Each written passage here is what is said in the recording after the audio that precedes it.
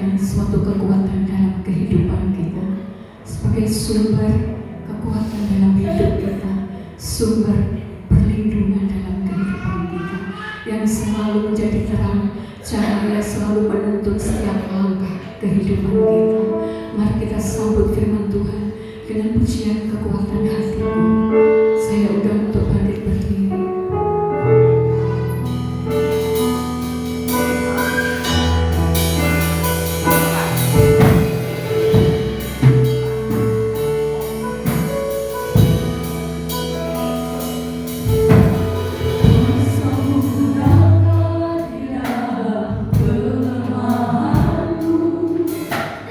Kekuatanmu menyokong seluruh hidupku.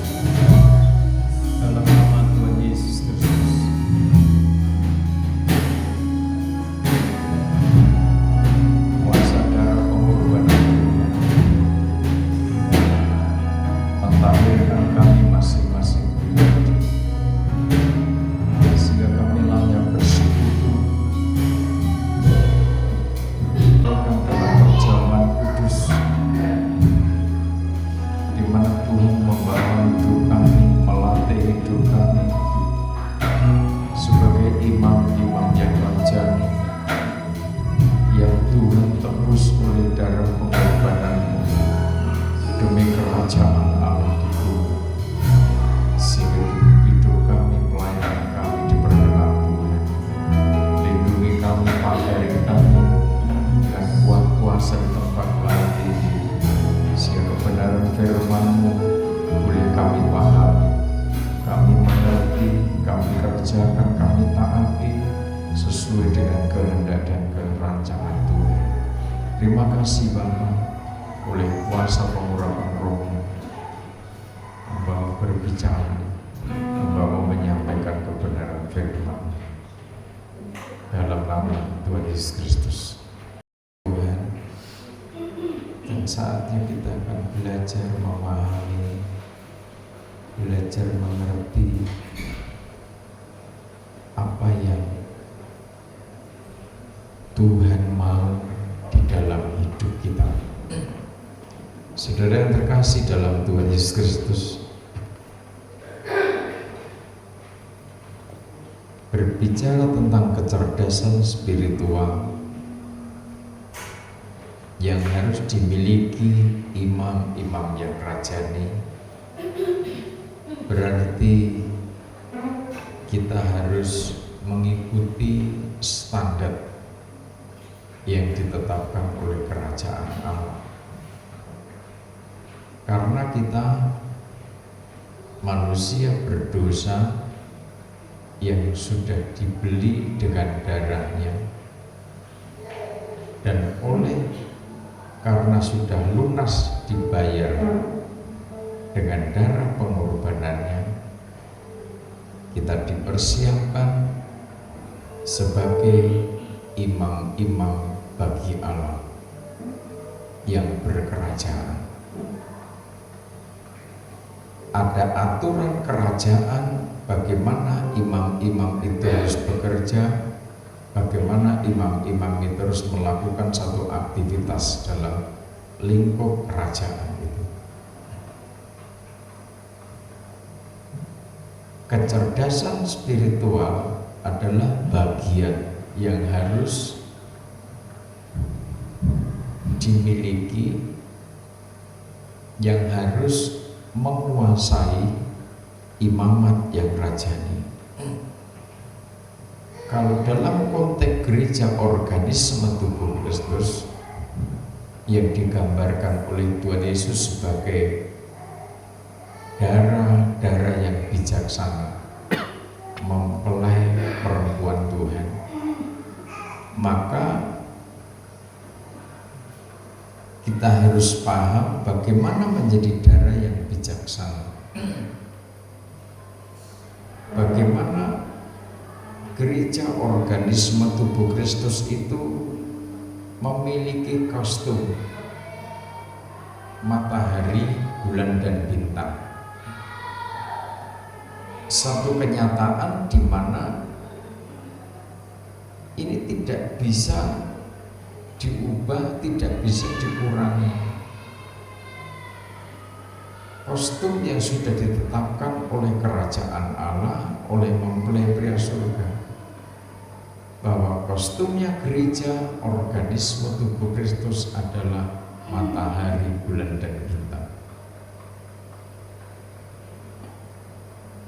Dengan kekuatan, dengan otoritas matahari, bulan, dan bintang itu, maka karakternya gereja organisme tubuh Kristus terbentuk sempurna. Oleh sebab itu begitu pentingnya kita memahami dari hal Logos. Logos dan Kristus itu bagian yang tidak terpisahkan. Logos itu hadir membawa hukum, menetapkan sebuah aturan abadi. Aturan itu tidak bisa diubah. Di sana ada kesempurnaan Logos itu. Ketika standar kerajaan Allah itu disampaikan, maka manusia yang ada di bumi yang merindukan kemuliaan itu akan berpikir, ini diterima atau ditolak. Kan begitu kan? Manusia merasakan bagaimana penderitaan penindasan dosa itu. Manusia ngerti. Maka versinya Rasul Paulus, bagaimana Rasul Paulus berjuang, bergumul untuk menuliskan Injil Kerajaan Allah itu, firman itu supaya tertulis, bukan sebatas di kertas, tetapi tertulis di dalam loh hati manusia. Sementara kita tahu juga di sisi lain, di pihak lain ada oknum yang dikomandoi oleh Lucifer, juga gigih berjuang untuk menuliskan aturan-aturan kerajaan iblis dengan pena besi bermata intan.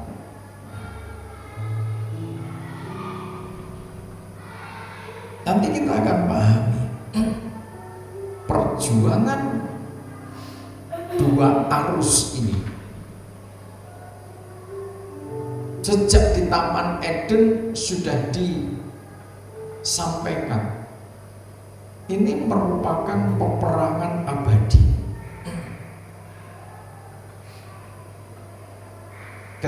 Ketika sudah finish, baru nanti akan ketahuan keabadian dalam damai sejahtera atau keabadian di dalam penderitaan yang kekal. Saudara yang terkasih dalam Tuhan, perjalanan mempelai perempuan Tuhan, yaitu gereja organisme tubuh Kristus, di dalam menyambut kedatangan mempelai pria surga Tuhan Yesus Kristus sebagai kepala gereja, banyak rintangan, banyak hambatan, banyak tantangan, banyak keruwetan demi keruwetan, baik yang datang dari dalam, datang dari lingkungan, datang dari komunitas, datang dari pihak setan. Maka berulang kali saya tegaskan mulai tahun lalu, bagaimana kita mengasihi Tuhan dengan segenap hati, segenap jiwa, akal, budi, dan kekuatan.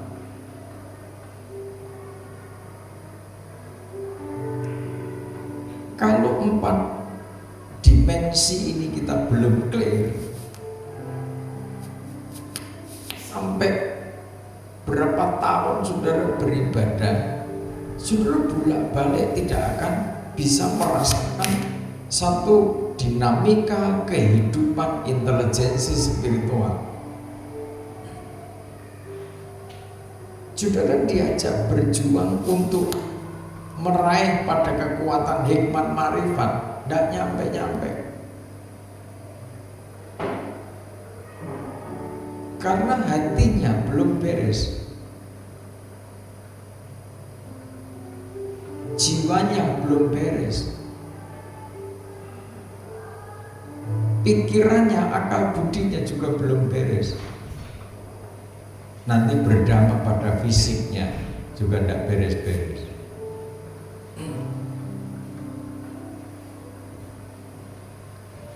Empat bagian ini kan dekat dengan kita.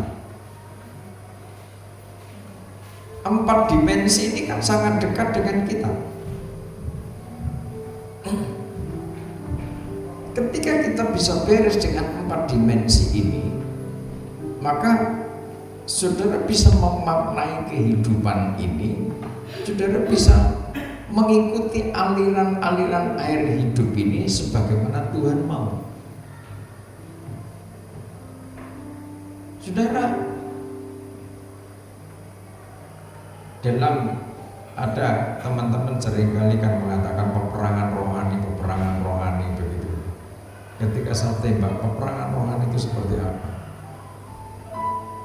Kamu mudah melihat musuhmu. Dalam peperangan rohani, maka dalam komunitas gereja sebagai organisme tubuh Kristus sudah dilengkapi dengan sarana prasarana kerajaan Allah yang namanya karunia. Panca indera masing-masing harus terbuka, terasah. Ada yang bisa mendengar, ada yang bisa melihat, kan gitu kan? Itu melengkapi. Ketika dalam peperangan khusus, gitu tuh sebenarnya asik-asik bagaimana gitu loh, asik-asik. Ya capek, ya memang capek namanya perang. Saya diajak keliling sama anak-anak muda itu. Ada teman-teman karena lihat apa ini foto-foto gitu kan. Pak Gembala, piknik ya? Iya, saya. Piknik bagaimana? Pikirnya kan piknik tuh capek sih. Sampai sana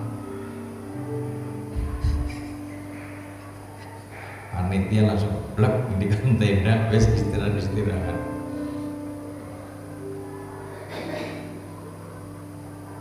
Karena mami capek, masuk mobil. Kata rampung ke acara gitu kan. Saya duduk ada bayang dari bambu itu.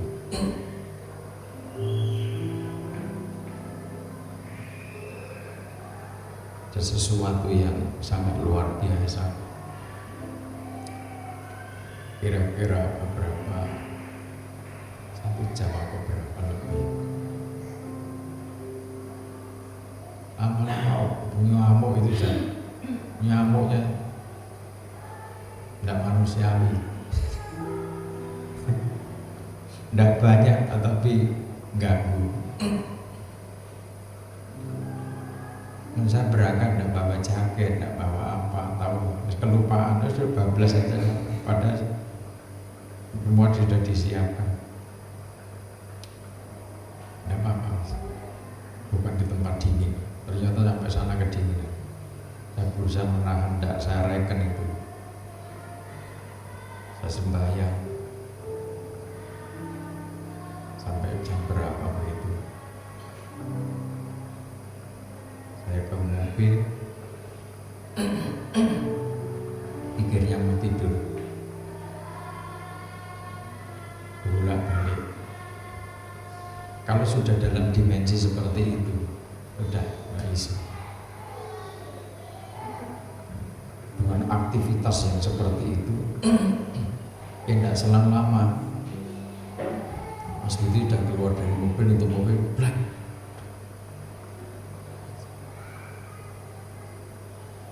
Jadi dulu sunrise. Iki wis jam 2, jam 5 dulu sunrise. Jadi buka gak tangi-tangi, tenda langsung dijeboli. Tenda langsung dicopotin, dari mau isi dunia jeru. Nanti buka angel. Saya merasakan satu peperangan yang asik tapi jengkel ke, si jengkel ke sama setan. Dalam perjalanan kan saya juga tidak tidur, ngobrol nasi ini panjang perjalanan.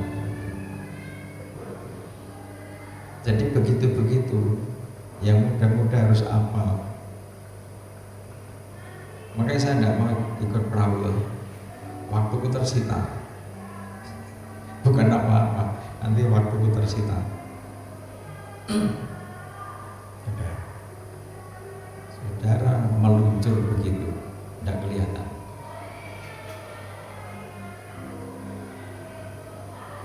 Mami ini bolak-balik tanya, lu mana berangkatnya tadi dari mana? Enggak, bro.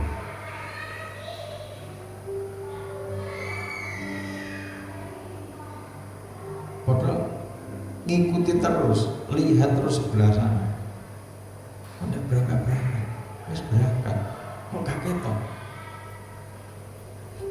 Lihat bolak-balik, kok kaget toh kenapa? Bisa tenang aja. Ada saatnya sudah ditutup demi keamanan tim, ngerti maksudnya ya? Saatnya ditutup rapat, ya saudara biasa saja. Dalam alam tertentu sudah ditutup, namanya garu. Sampai bolak-balik itu koyo, bahasa nyedar, bukan. Itu koyo bukan, itu koyo bukan. Tadi berangkat lewat mana? Ya sana udah jalan sudah muter ke sana. Kok rakyat aku kok ragu? Ditutup untuk sementara waktu. Ngono-ngono asik. Yang tak ceritanya lugas begitu. Makanya hati-hati. Itu bukan dolan kemarin itu. Itu bukan piknik semata. Ya badan perlu refresh, perlu delok banyu akeh ya. Nah, kalau saudara niteni saya kan, saya tidak banyak ngomong toh.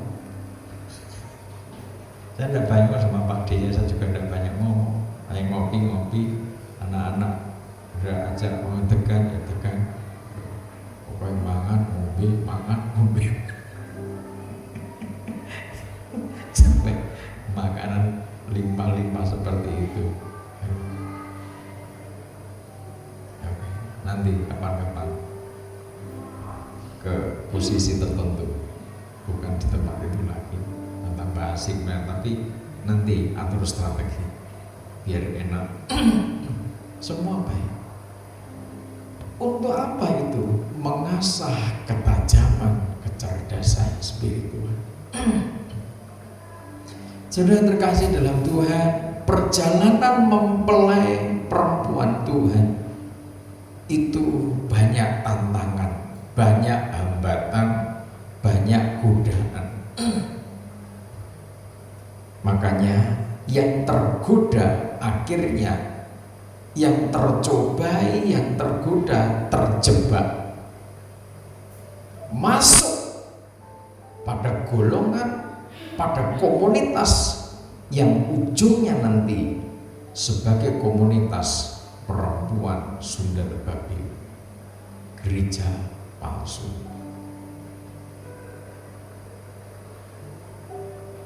Sementara yang tetap fokus kepada kebenaran firman Tuhan, aturan mempelai pria, maka berada pada komunitas mempelai yang bijaksana. Gereja sebagai organisme tubuh Kristus. Kita harus jeli, kita harus teliti, mempelajari syarat prasyarat menjadi mempelai Tuhan. Ketika kita tidak teliti, ketika kita tidak jeli, maka terjebak pada suatu kebodohan. Kalau kita terjebak kepada suatu kebodohan, itu dimulai dari gini, enggak apa-apa toh, enggak apa-apa. Benar? Biasanya begitu, dari persoalan-persoalan yang sepele, enggak apa-apa tuh gini, enggak apa-apa. Dari Bapak enggak apa-apa toh, enggak apa-apa. Pertama ngono, enggak apa-apa. Ya sembahyang enggak apa-apa toh, Allah hanya sekali gitu kan. Itu nanti itu menjadi tabiat, lama kelamaan terkumpul, terakumulasi, tertimbun di kebiasaan-kebiasaan melehalkan sesuatu yang tidak baik, sekalipun itu nilainya sepertinya toleransi, Nah, saudara memaknai toleransi itu apa? Kalau terkait hidup kekudusan, hidup murni, kemurnian hati, ketulusan hati, kesatuan, toleransinya di mana? Tempatkan toleransi itu pada batas aturan kerajaan Allah, maka kita aman. Kita kembali baca Yohanes pasal pertama, Injil Yohanes pasal pertama.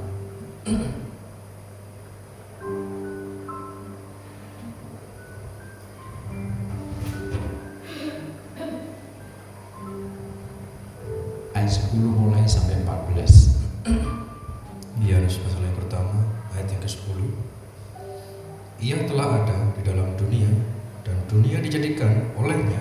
Ya, dunia dijadikan olehnya, oleh firman, oleh logos itu. Terus, Tetapi dunia tidak mengenalnya. dunia tidak mengenal penciptanya. Dunia tidak mengenal logos itu. Terus, Ia datang kepada milik kepunyaannya, tetapi orang-orang kepunyaannya itu tidak menerimanya. milik kepunyaannya tidak menerimanya. Ketika dunia tidak mengenalnya, miliknya tidak mengenalnya, tidak menerimanya. Sekarang bagaimana kita? Apakah saudara mengenal karakter sang kekasih itu?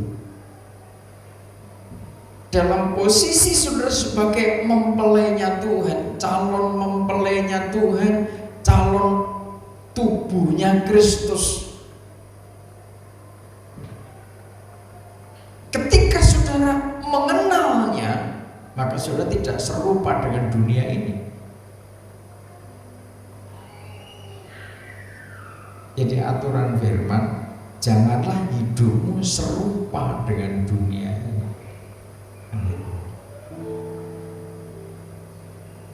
Kalau kita serupa dengan dunia ini, maka kita golongan orang yang tidak mengenalnya. Kalau kita serupa dengan dunia ini, tergolong orang yang tidak menerimanya. Terus,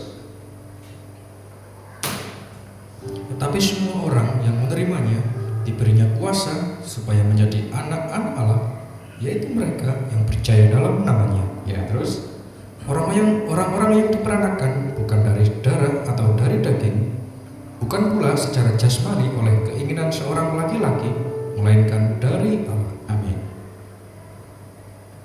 Setiap orang, semua orang yang menerimanya diberinya kuasa, punya otoritas untuk menguasai dunia. Dunianya siapa? Dunia dari 4 segmen, 4 dimensi: hati, dimensi jiwa, dimensi akal budi, otak, dimensi badani, jasad, materi. Kalau dunia dalam 4 dimensi ini kita kuasai oleh kuasa dari tempat maha tinggi, maka ada sesuatu yang harus kita kerjakan. Apa yang harus kita kerjakan? Menjadi saksi. Daya cipta yang ada di dalam 4 dimensi tadi, kuasa yang menguasai 4 dimensi tadi, maka akan mengalir. Ketika aliran air kehidupan mengalir dari 4 dimensi, sehingga daya pikirmu mengalir daya cipta yang kuat.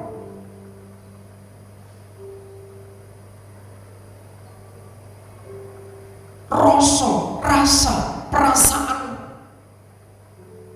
memiliki perasaan yang sangat sensitif untuk menangkap kehendak dan rancangan Tuhan itu.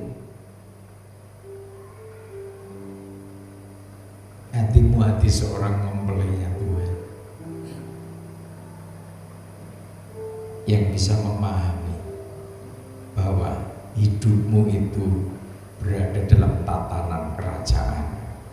Ayat 14, firman itu telah menjadi manusia dan diam di antara kita, ya, dan kita telah melihat kemuliaannya, yaitu kemuliaan yang diberikan kepadanya sebagai anak tunggal Bapa, penuh kasih karunia dan kebenaran. ya. Firman itu berskeno, firman itu berkemah. Jadi saudara bisa bayangkan, saudara bisa renungkan, bisa meditasikan setiap saat. Ketika firman itu tidak berskeno, dengan kata lain, manusia miliknya Tuhan menolak kehadiran Logos, apa yang terjadi?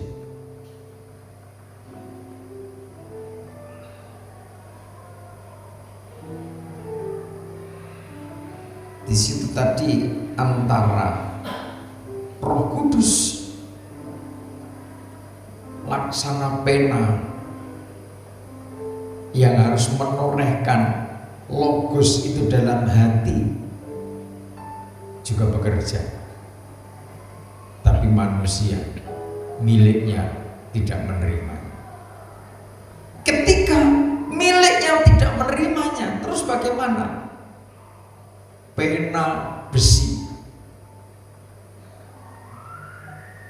yang dipercayakan kepada roh-roh di udara, setan-setan dengan segala konspirasinya juga sedang bekerja keras untuk menorehkan rancangan demi rancangan iblis.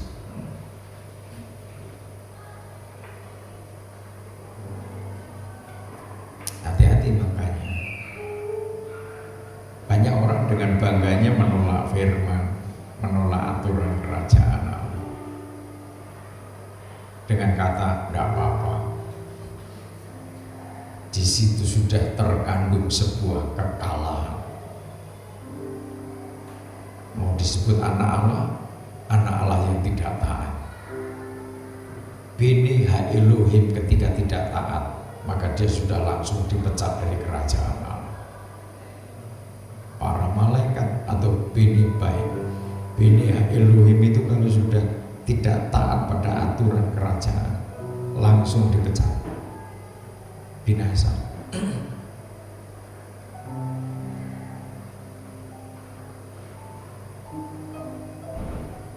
Munculnya manusia-manusia raksasa sebelum Babel, sampai akhirnya keturunan-keturunan raksasa itu membangun Babel waktu itu. Karena historinya Bini Elohim itu tertarik dengan cantik gantengnya manusia-manusia di bumi, anak-anak manusia.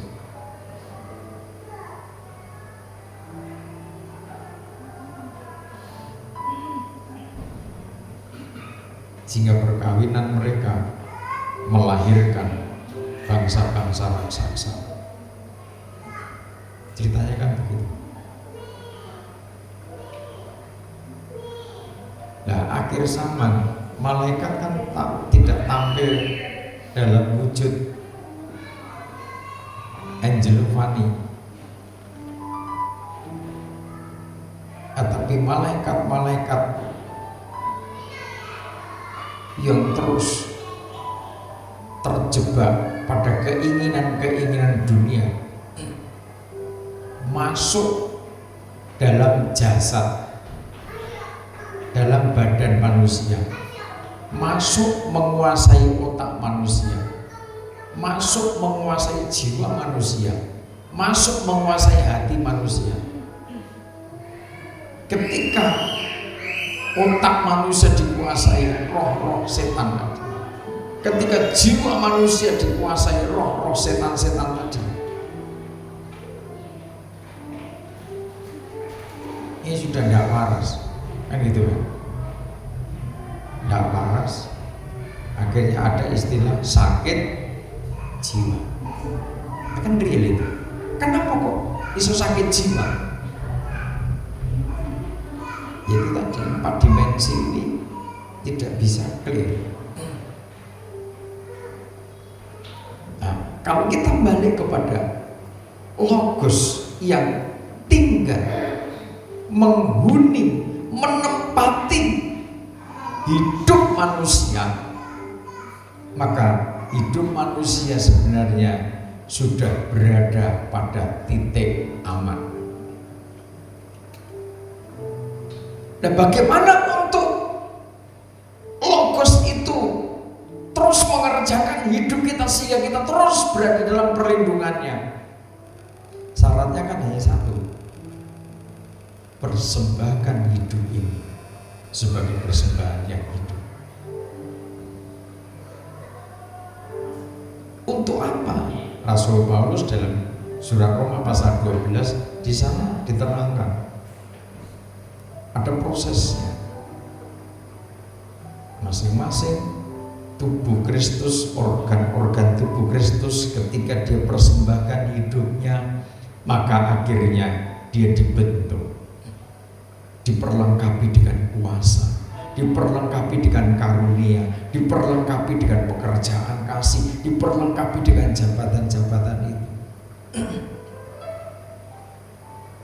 Nah, sebagai orang-orang yang sudah mendapat kasih karunia dari Tuhan, sebagai pribadi-pribadi yang ditebus oleh darah anak domba itu, masihkah kita memiliki penyerahan sepenuh itu? Itu harus terus dikontrol. Harus terus dikontrol. Apakah hidup ini terus kita persembahkan untuk Tuhan? Bapa, ku persembahkan tubuhku sebagai persembahan yang hidup, kudus, dan yang berkenan padamu, sebagai ibadah yang sejati. Ku sembahkan Tuhan, ku sembahkan Tuhan, ku serahkan hidup kepadamu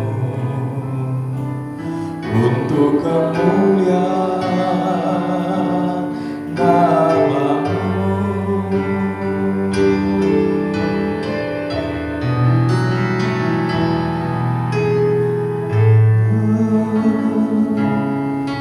Tuhan, ku sembahkan Tuhan, ku serahkan hidup kepada-Mu untuk kemuliaan nama-Mu. Saudara, mempersembahkan hidup untuk Tuhan. Ketika hidup ini kita persembahkan sebagai persembahan yang hidup, dikuduskannya sebagai imam-imam supaya pelayanan kita diperkenan oleh Tuhan. Sesuai aturan. Ada pelayanan itu yang diperkenan, ada pelayanan yang tidak diperkenan.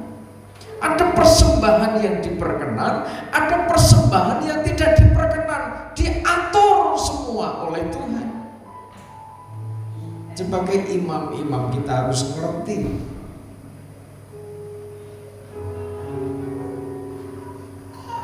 Sebagai pelayan-pelayan Tuhan, kita harus paham bahwa kita ini sebagai Injil Kerajaan Allah yang terbuka, suratan Kristus yang terbuka.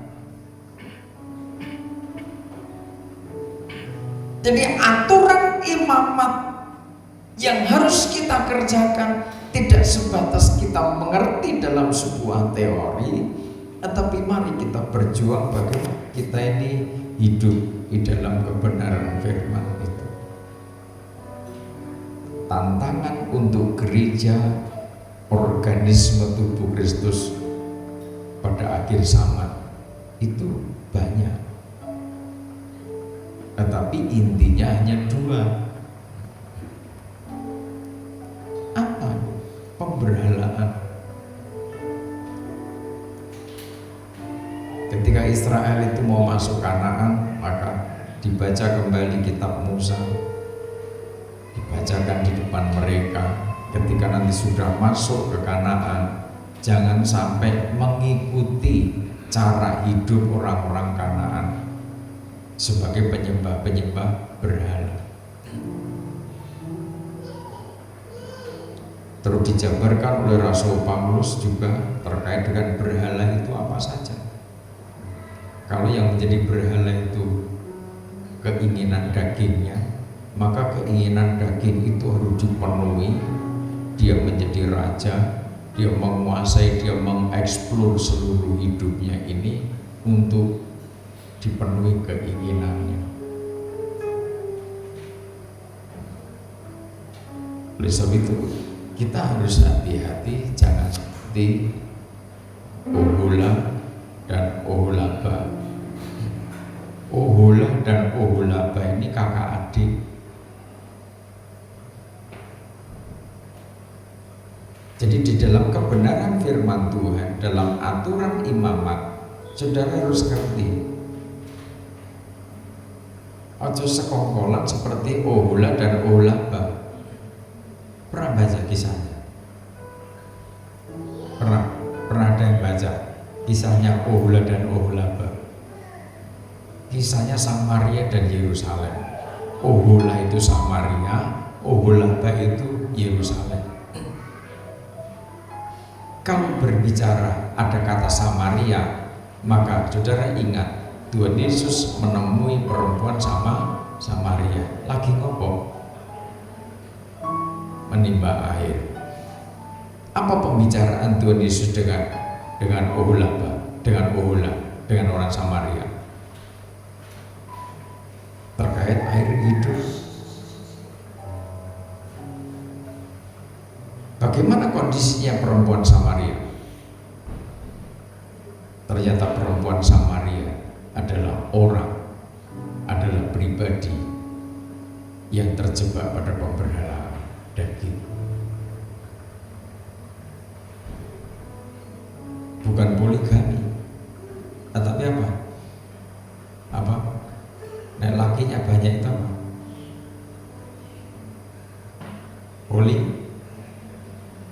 Pelajaran Olia.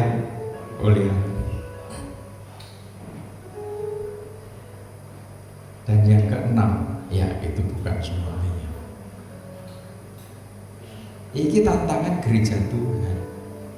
Itu sudah dinubuatkan.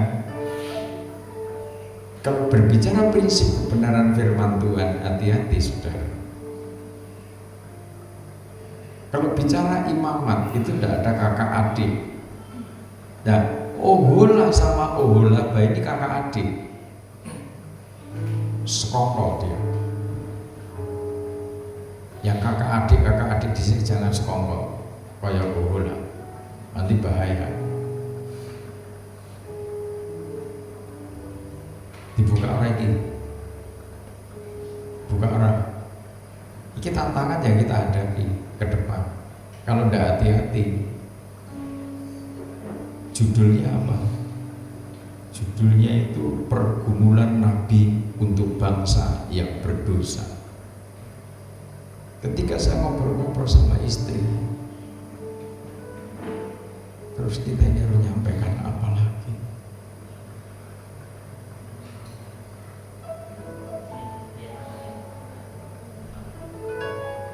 Kita ikuti perkembangan dunia seperti ini.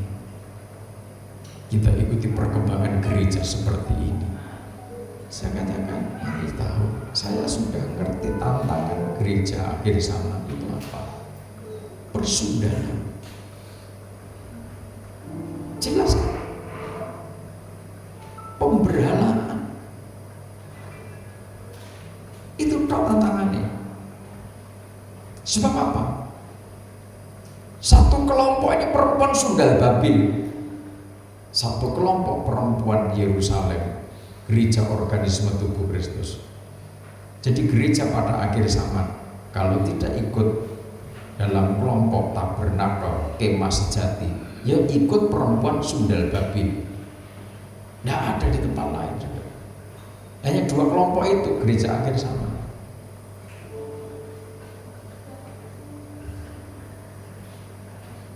Makanya ketika saudara menguasai pengajaran kitab Wahyu, saudara itu mengerti histori akhir zaman, gereja akhir zaman itu seperti apa, tantangannya seperti apa, persundalan, kenajisan, itu saja.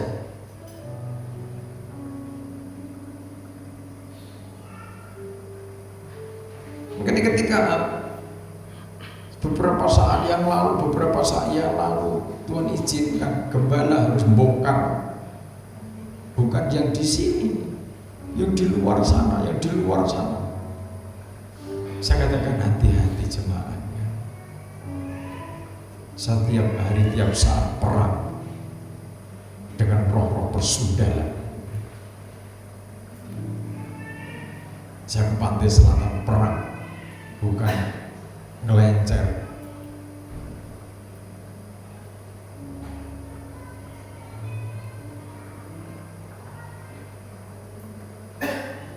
Dan keluarga muda pas naik perahu itu, tim-tim naik perahu itu bisa membuka alam dimensi. Dan ketika bertemu enak lah. Setiap tempat yang perahu itu muter itu, mengerti mereka terbilit-bilit mengancir otomatis. Saya itu dulu itu kok ya seneng ya lucu ya, tapi ya apa kok melayu ke birit-birit. Ngerti? Setan melayu ke birit-birit. Lari sekencang-kencangnya sembahnya Tuhan. Mereka orang-orang kecil.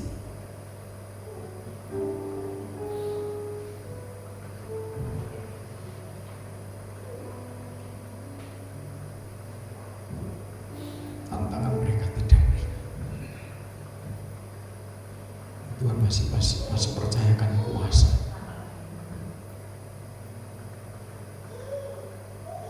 Juga semua itu mau dipakai oleh Tuhan. Kecil ya. Ketika sudah tidak berjaga,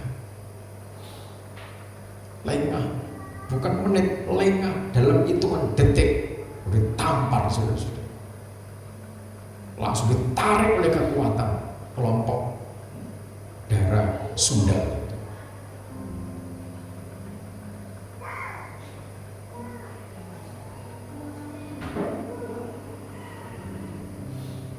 Maka masing-masing kami berdoa setiap saat kadang. Kami kan di rumah itu tidak mau diam. Ada saja. Iya, mau tidak sedih loh. Di rumah-rumah sendiri, ngatur-ngatur sendiri. Gitu aja kok sulit. Merebahkan badan. Ternyata tidak tidur.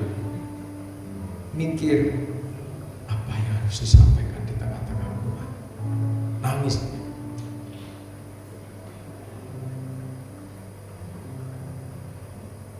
Musuh sepertinya menghina kita, musuh sepertinya meremehkan, seakan-akan kita tidak ada kuasa.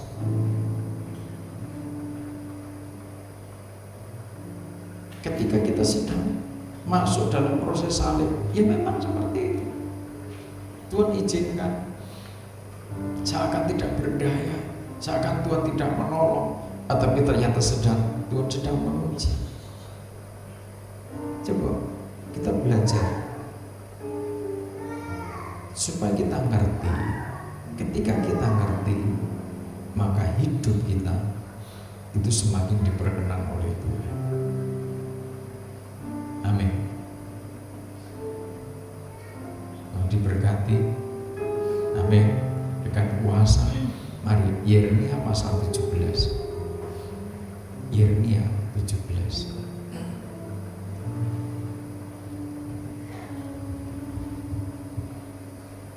Yeremia 17. Yeremia pasal 17. Pergumulan nabi oleh karena bangsa yang berdosa.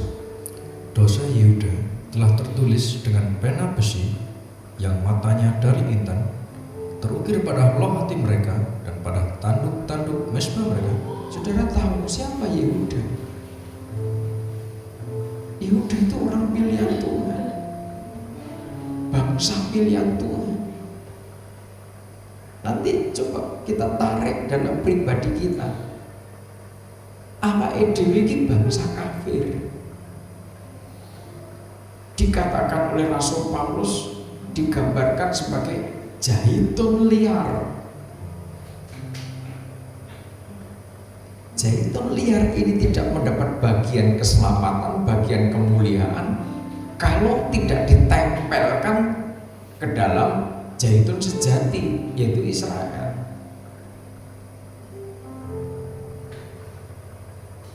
Lalu apa yang menjadi kebanggaan kita? Apa yang menjadi berharga dalam hidup kita? Kita ini di luar janji kemuliaan, di luar janji keselamatan. Sebagaimana Yehuda dan saudara-saudaranya mendapat janji keselamatan, janji berkat turun-temurun. Nah, kita bangsa kafir.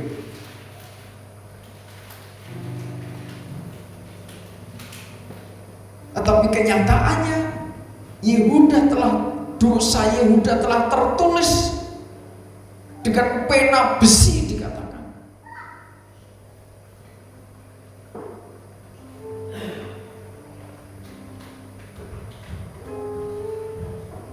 Sebagai peringatan terhadap mereka, misbah mereka dan tiang-tiang berhala mereka Memang ada di samping pohon yang rimbun, di atas bukit yang tinggi, yakni pegunungan di badan. harta kekayaanmu dan segala barang perbendaharaanmu akan kuberikan dirampas. Sebagai ganjaran atas dosamu di segenap daerah.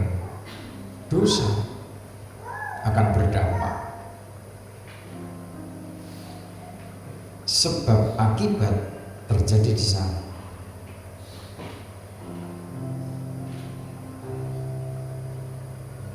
Ketika manusia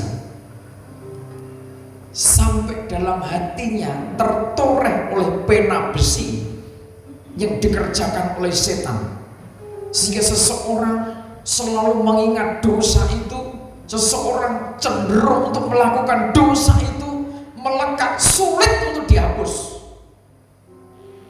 tertoreh oleh pena besi.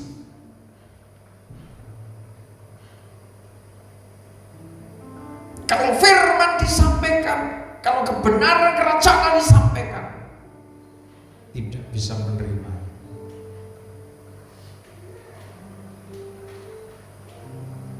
Akibatnya apa? Jangan sampai ini terjadi. Harta kekayaanmu dan segala barang perbendaharaan akan kuberikan dirampas. Orang kadang cenderung pongah, bangga dengan materinya, bangga dengan fisiknya. Ada orang bangga karena ganteng,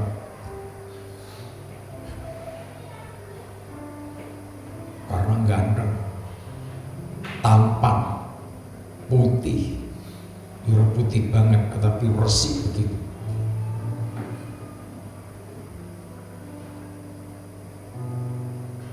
Membangun hubungan persaudaraan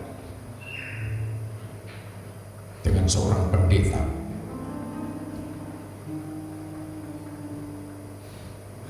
waktu berjalan,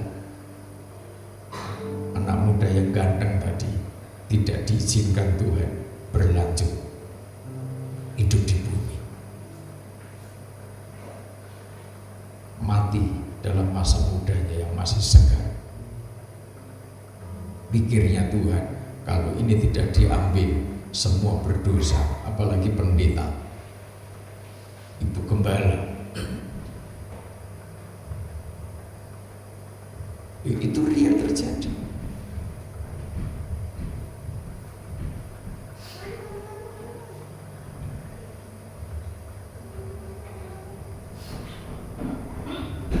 Saya tahu bahwa itu murid saya.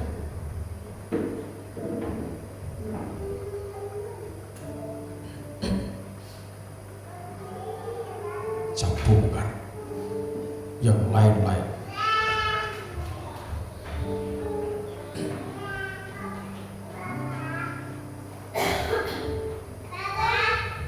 Saudara, hati-hati.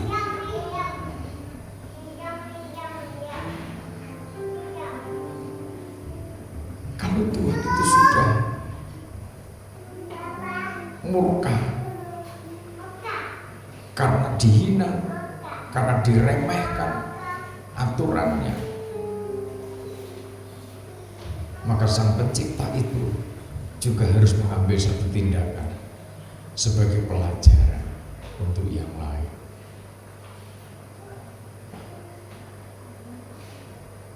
Terus Ayat yang keempat, engkau terpaksa lepas tangan dari milik pusakamu ya, yang telah kuberikan kepadamu, terus dan aku akan membuat engkau menjadi budak musuhmu ya, di negeri yang tidak kau kenal, sebab dalam murkaku api telah mencetus yang akan menyala untuk selama-lamanya. Tuhan itu kalau marah mengerikan. Manusia seringkali berbangga dengan apa yang dimiliki.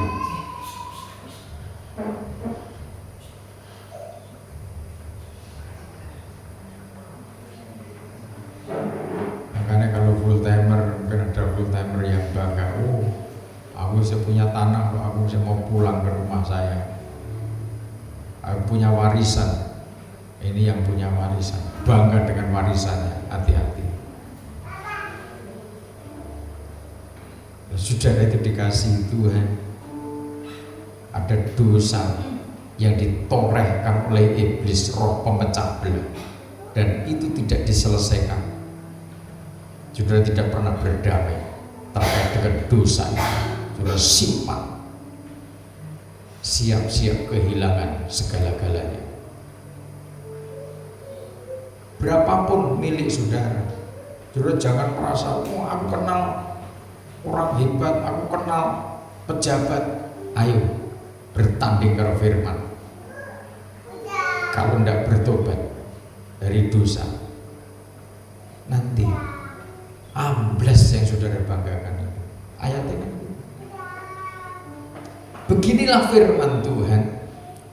Terkutuklah orang yang mengandalkan manusia, Ya, yang mengandalkan kekuatannya sendiri, terus dan yang hatinya menjauh daripada Tuhan. ya, hati-hati.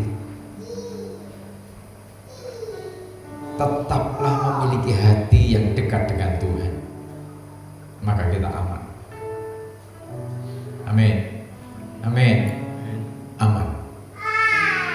Jangan jauhkan hatimu dari Tuhan. Jangan mengandalkan kekuatanmu. Sebab kalau kita mengandalkan apa-apa yang materi ini, kita ini menjadi tidak diberkati, menjadi terkutuk. Sebab kita ini ciptaan.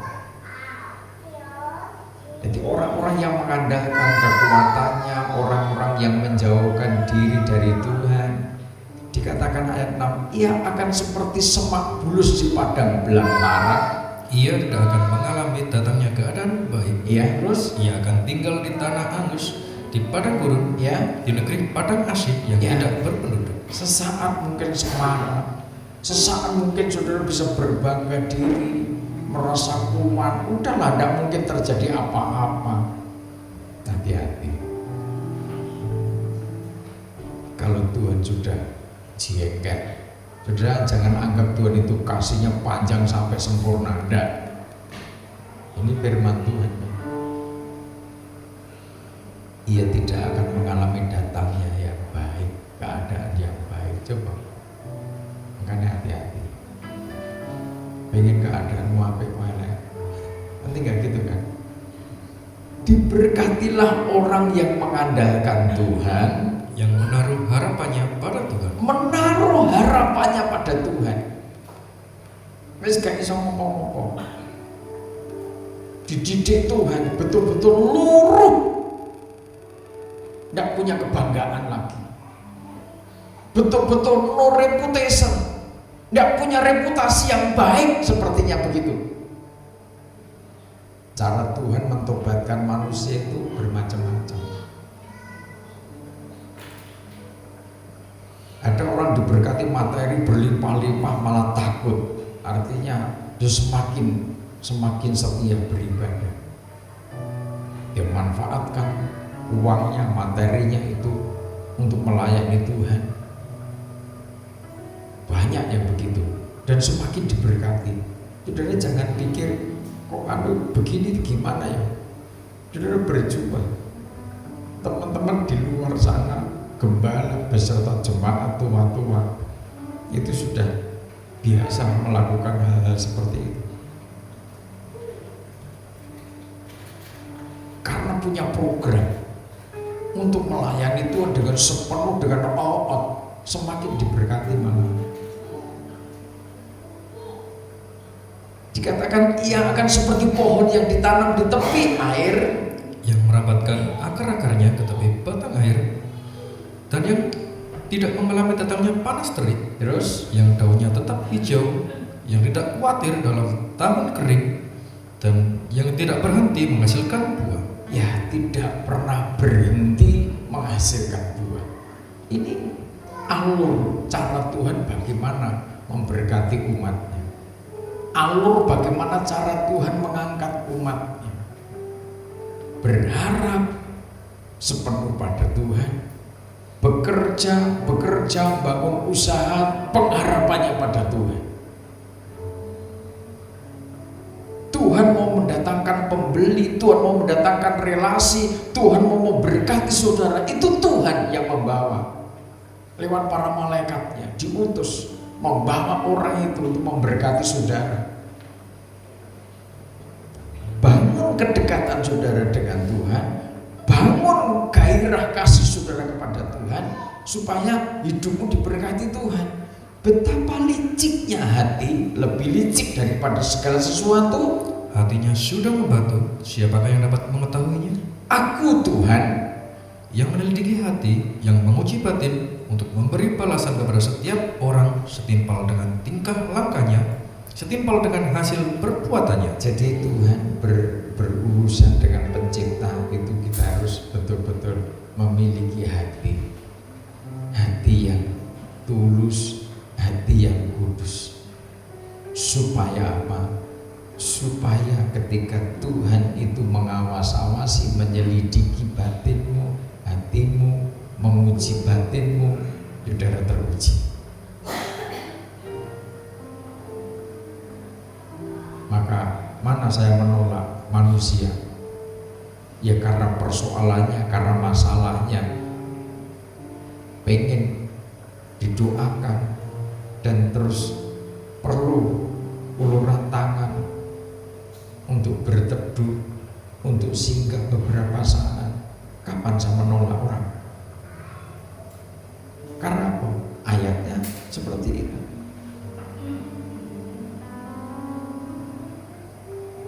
Jadi kalau saudara kalut di rumah kok rumpet banget, di rumah rumpet, bunek, sumpek, sesek, kacau, jangan kemana-mana. Nek hatimu lagi ruwet, ke pastori berdoa, ada ruang doa.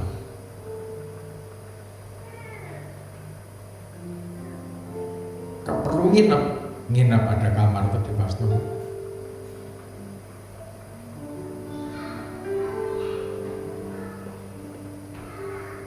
Nanti kalau di pastori penuh. Pak Ade kan ada tuh. Ya, kita mau apa mana? Urip kejegawe ruwet. Kita ngobrol aja karo aku tok. Karo Pak Ade bisa sharing, saling menguatkan begitu. Sopo sing ganti masalah, semua ada persoalan. Nah, tapi bagaimana kita menghidupi firman itu? Pakai firman, nanti kuat. Kok masalah seperti itu kayak udah penuh. Nah, kita baliknya firman, baca firman, nanti pasti Roh Kudus itu membuka setiap lembaran demi lembaran pikiran, perasaan, hati. Ketika langsung laksana air kehidupan itu sudah minum, akses meneng firman, seluruh sel-sel tubuhmu, seluruh sel-sel hati, jiwa, otak ini seluruhnya dikuasai firman, air kehidupan itu. Sudah jadi ngerti, jadi tenang. Sudah jangan bilang kok tiba-tiba tenang ya. Bukan tiba-tiba, itu karyanya firman yang di luar pikiran kita langsung. Begitu mata ini melihat tulisan, kita membaca, dia masuk. Logos itu mengerjakan kita, sehingga nanti akan ada komunikasi batin di sana. Nah iya, kenapa aku seperti ini? Kenapa aku diperbudak oleh berhala, oleh perasaanku? Kenapa aku diperbudak oleh pikiranku yang sempit? Kenapa aku diperbudak oleh perasaan, oleh hati yang jengkel? Kenapa aku diperbudak dengan perasaan, dengan hati yang tidak mau mengampuni? Coba di ketika 4 dimensi nuklir, hatimu damai. Yang membuat tidak damai apa? Ada kesalahan, pendamaian, mohon ampun satu sama lain, saling mengampuni. Itu kan tugas kita. Kerjakan. Jangan licik, jangan julik. Tuhan ngerti semuanya. Seperti ayam hutan yang mengerami yang tidak ditelurkannya, demikianlah orang yang menggaruk kekayaan secara tidak halal. Ya, Pada pertengahan usianya ia akan kehilangan semuanya. terus Dan pada kesudahan usianya ia terkenal sebagai seorang bebal. hati-hati. Kayak pitik. Jadi manusia itu seperti ayam hutan. Manusia yang seperti apa? Seperti ayam hutan. Manusia yang berusaha memiliki sesuatu yang bukan haknya. Hati-hati. Hiduplah sebagaimana berkat yang Tuhan percayakan dalam hidupmu, maka saudara damai. Ketimbang pada masa pertengahan usianya, ia akan kehilangan semuanya.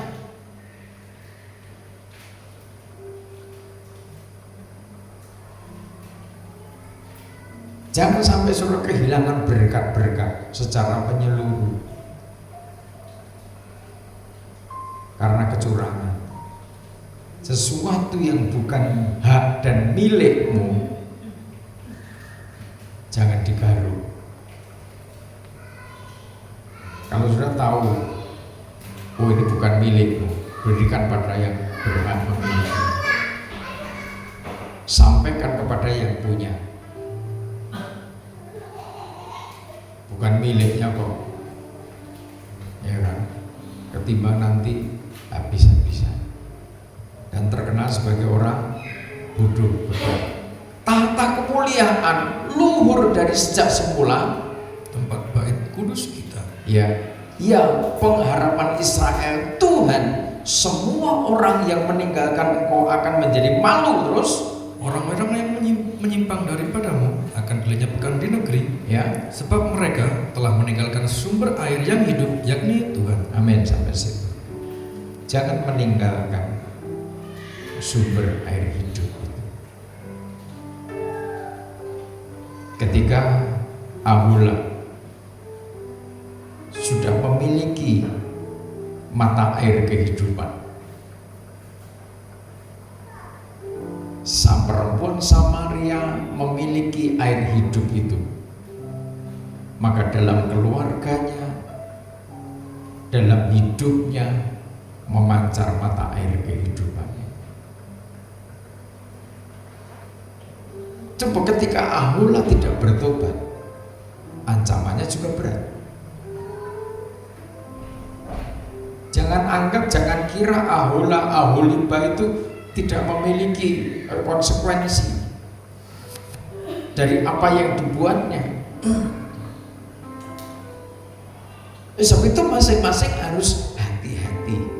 Tuhan menorehkan logos itu dengan pena kerajaan Allah, yaitu Kristus, Roh Kudus. Setan juga pegang pena besi untuk menorehkan rancangannya dengan mata yang dari intan itu. Ketika kita ngerti, kita paham apa yang harus kita kerjakan, maka jadilah pribadi-pribadi yang mengerti rancangan-rancangan Tuhan. Sebab kalau tidak,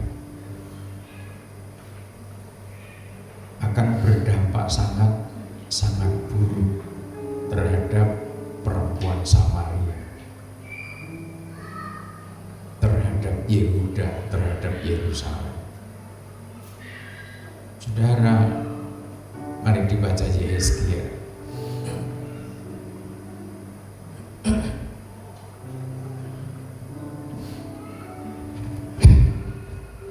Kalau dibaca semua itu banyak ceritanya, panjang,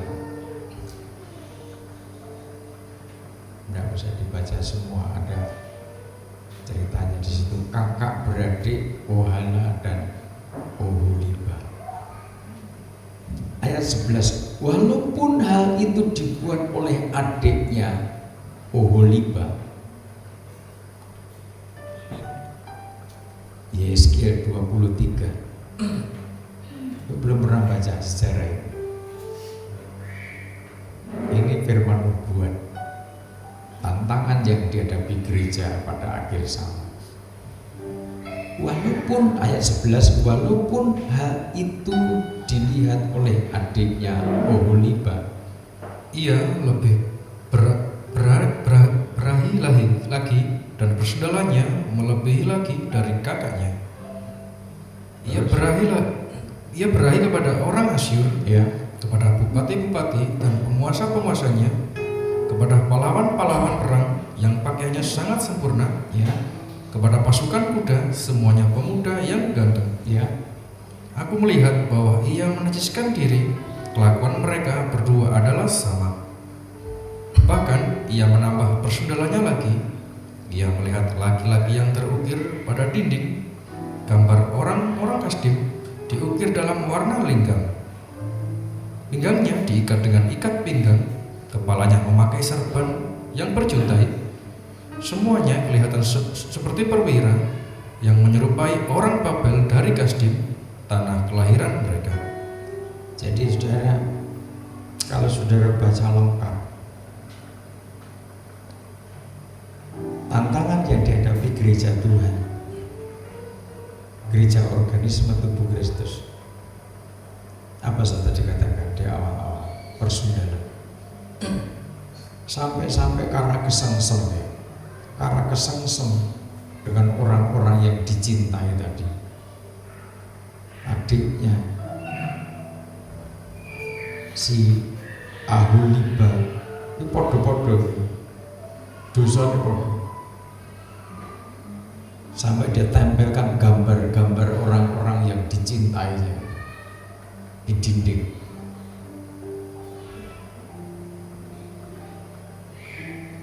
Nah ini kan terselubung lah.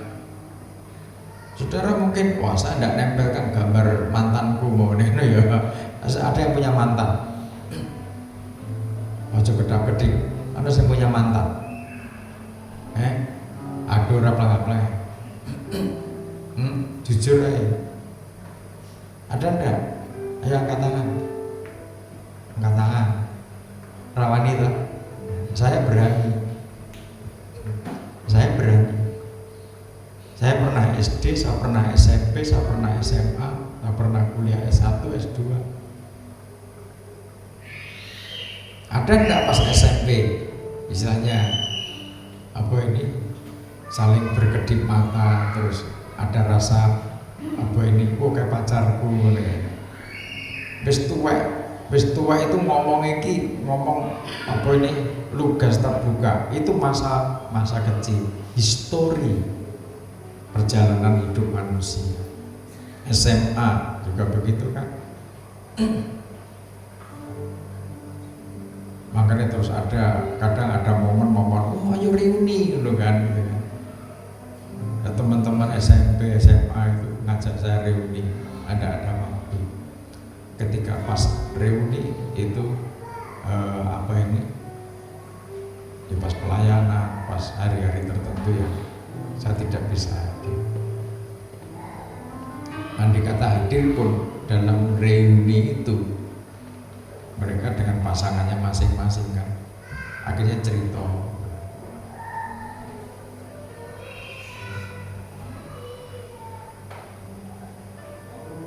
Si ceritanya kakak adik yang namanya Ahula Ahuliba ini juga begitu.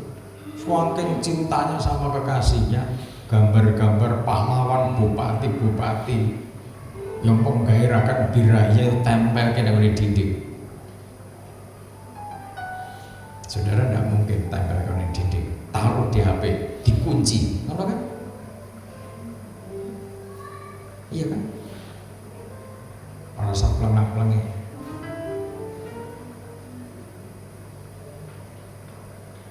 Alkitabiah orang.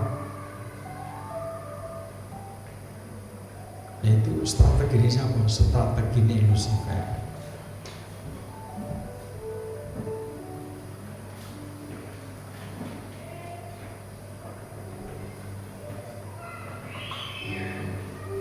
Hati-hati. Itu kalau ini anak-anak perawan Ahula dan Ahuliba parah. Dan ini terjadi pada akhir zaman.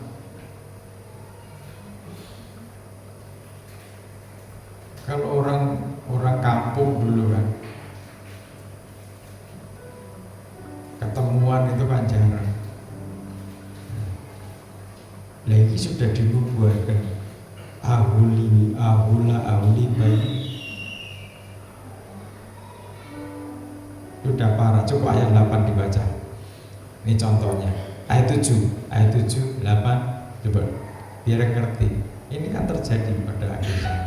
Ayat yang ke-7, ia melakukan persundalannya dengan mereka, semuanya orang Asyur pilihan, orang Asur yang menajiskan dirinya dengan semua orang, kepada siapa ia berahi dan dengan berhala-berhalanya. ya birahi, pemberi itu identik dengan pemberhalaan. Ia tidak meninggalkan persundalannya yang dilakukan sejak dari Mesir. Terus Sebab pada masa mudanya orang sudah menidurinya, dan mereka memegang-megang dada keperawanannya, dan mencurahkan persundalan mereka kepadanya. ya terus Oleh sebab itu aku menyerahkan dia ke dalam tangan kekasih-kekasihnya, ya dalam tangan orang Asyur kepada siapa ia berahi. ya terus Mereka menyingkapkan auratnya, anak-anaknya lelaki dan perempuan ditangkap, dan ia sendiri dibunuh dengan pedang. ya Dengan demikian namanya dipercakapkan di antara kaum perempuan, sebab hukuman telah dijatuhkan atasnya.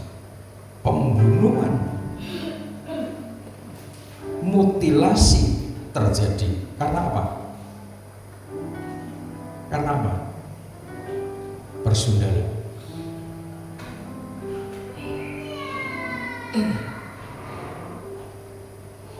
Dikatakan sejak gadis sudah ditiduri orang. Hati-hati yang punya gadis-gadis belum nikah sudah ditiduri orang. Apakah gembala dalam makrifatnya tidak ngerti hal seperti itu? Sangat tahu.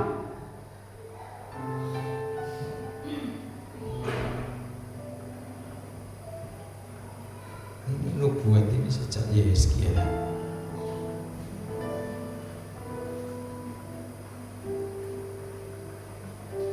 Ini tantangan yang dihadapi gereja Tuhan pada akhir zaman.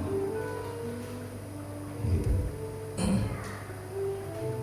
Pemberhalaan, kesundalan, pemberhalaan, kenajisan terus.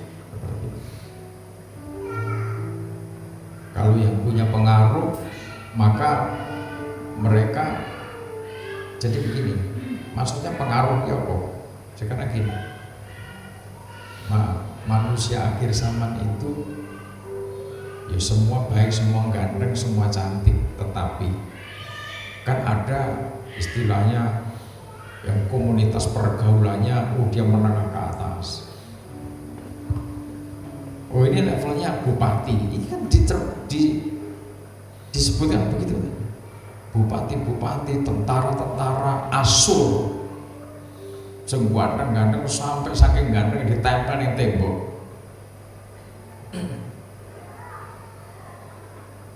Makanya perempuan Samaria itu sampai laki-lakinya 6. Bisa bayangin, sampai birahinya dipersek. Satu perempuan, laki-lakinya 6. Ini tantangan gereja pada akhir zaman.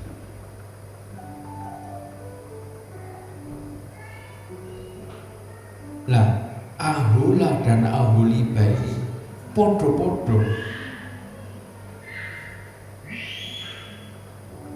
Mereka melakukan persepakatan dosa itu.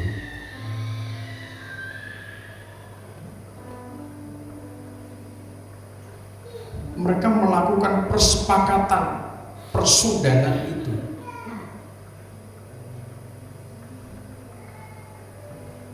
Langsung ayat 28, sebab beginilah firman Tuhan Allah, lihat aku akan menyerahkan engkau ke dalam tangan orang yang kau benci.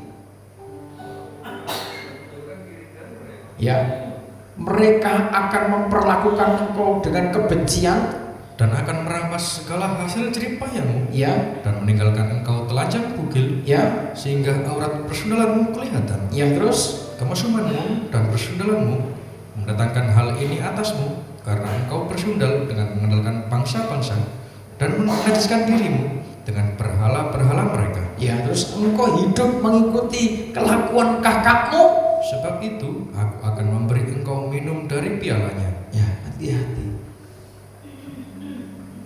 Kalau ini bicara personal, maka hati, jiwa, akal, budi, dan fisiknya kembali pada levelnya masing-masing. Tetapi kalau ini berbicara komunitas, maka perempuan sundal Babel gereja palsu adalah komunitas manusia. Mereka pintar dalam berbisnis, mereka pintar dalam berdagang. Jika kalau sudah membaca Wahyu pasal 17, Wahyu pasal 18, mereka punya konspirasi-konspirasi, mereka punya relasi-relasi, bahkan relasinya adalah raja-raja, pemimpin-pemimpin bangsa di bumi. Berarti bukan sembarang perempuan, bukan sembarang wanita. Secara materi mereka punya keahlian, pintar dagang, penampilan. Wahyu pasal 17 dikatakan dengan pakaian yang serba mewah, digambarkan sebagai perempuan yang sangat cantik. Sehingga bangsa-bangsa, pemimpin-pemimpin bangsa tunduk pada perempuan sundal Babil. Kekuatan uangnya, kekuatan materinya mampu menaklukkan laki-laki. Dan sedikit perempuan-perempuan yang membayar laki-laki demi kepuasan birahinya. Ini akhir zaman.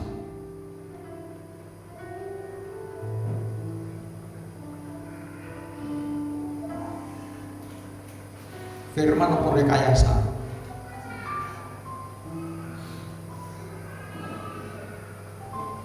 Dalam waktu 1 jam lenyap itu nanti perempuan sundal Babil.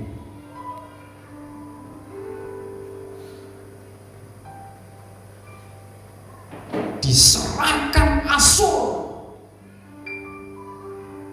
Akhirnya nanti perempuan yang berpakaian ungu akan dicabik-cabik, dimakan sendiri oleh konspirasi.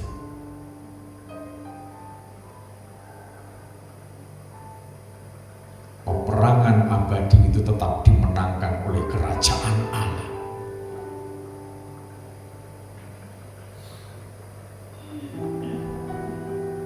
Beginilah firman Tuhan Allah. Hindari kakakmu piala yang dalam dan lebar mulutnya, yaitu piala yang banyak isinya, menjadi tertawaan dan olok-olok engkau. Engkau akan penuh kemabukan dan duka cita. Piala kengeringan disertai kesunyian, ialah piala kakakmu Samaria. Iya, terus Engkau meminumnya beserta ampasnya sampai mengunggisnya, pecah-pecahannya, dan engkau merapitkan susumu. Terus, sebab aku yang mengatakannya, demikianlah firman Tuhan Allah. Oleh sebab itu beginilah firman Tuhan Allah. Oleh karena engkau melupakan aku dan membelakangi aku, sekarang tanggung sendirilah kemesumanmu dan persundalanmu. Lalu Tuhan berfirman kepadaku, hai anak manusia, maukah engkau menghakimi Ohola dan Oholiba? Yehezkiel seorang hamba Tuhan di hadapan Tuhan. Tuhan menyampaikan sebuah pertanyaan, maukah engkau menghakimi Ohola dan Oholiba? Maukah engkau menegur kakak adik itu yang sepakat untuk hidup dalam persundalan? Tidak mudah ini, mentobatkan Samaria dan Yerusalem itu tidak mudah. Terus, dan memberitahukan kepada mereka perbuatan-perbuatannya yang kecil, sebab mereka berzina. Terus, tangan mereka berlumuran darah dan mereka berzina dengan menyembah berhala-berhalanya. Bahkan anak-anak lelaki mereka yang dilahirkan bagiku dipersembahkannya sebagai korban dalam api kepada berhala-berhalanya menjadi makanan. Selain itu, hal ini juga mereka lakukan terhadap aku. Mereka menajiskan tempat kudusku pada hari itu dan melanggar kekudusan hari-hari sabatku. Ya, sampai akhirnya merembet kepada persoalan pelayanan, persoalan mesbah, persoalan imamat, diremehkan. Oleh sebab itu masing-masing harus hati-hati, masing-masing mohon kemurahan Tuhan. Jangan sampai murkanya Tuhan itu terus mengalir bergulir. Kita ini bangsa kafir. Di depan Israel, kita ini orang yang wajib dibantai. Bahkan orang-orang Israel sekarang yang belum menerima Mesias, kalau lewat di depan gereja, mereka harus meludah, menghinakan gereja. Kita ini bangsa kafir. Kalau kita mendapat kesempatan dari Tuhan oleh karena pengorbanan Tuhan di kayu salib, dan saudara menjadi suratan yang terbuka supaya dapat dibaca semua orang,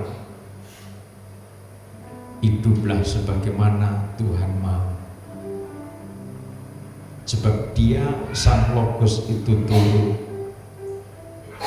Ketika Logos itu turun atas kita, maka dia memikirkan kita, memikirkan masa depan kita. Ketika dia memikirkan kita bagaimana harus melindungi kita, bagaimana harus mencukupi kebutuhan saudara, bagaimana menciptakan suasana tenang dalam hidupmu supaya hatimu damai, perasaanmu tidak gundah, pikiranmu semakin penuh dengan dinamika kehidupan, kreativitas roh itu, maka hiduplah sebagai pribadi-pribadi yang ngerti rancangannya Tuhan. Penderitaan salib itu membawa kemuliaan, tetapi penderitaan karena dosa yang diawali dari kenikmatan rasa, kenikmatan mata, kenikmatan ego, itu akan membinasakan. Layani Tuhan dengan segenap hati, segenap jiwa, akal, budi, dan kekuatan. Dengan demikian, maka hidupmu diperkenan Tuhan. Keluargamu harus damai, rumah tanggamu damai, tenang. Kenapa orang ketika dipastori, orang dan tamu ke sana merasakan nyaman, merasakan enak, merasakan tenang? Kami berusaha menjaga situasi hati, situasi rasa, pikiran, semua clear setiap saat. Ketika ada sesuatu yang tidak beres, mereka harus beres, mereka harus pendamaian satu sama lain. Tidak segan-segan. Kami harus tegur mereka, kami harus luruskan. Kami berjuang bagaimana mengkondisikan hati, kondisi situasi dalam situasi damai. Sehingga apapun juga yang terjadi, jadilah pelayan-pelayan Tuhan yang setia, yang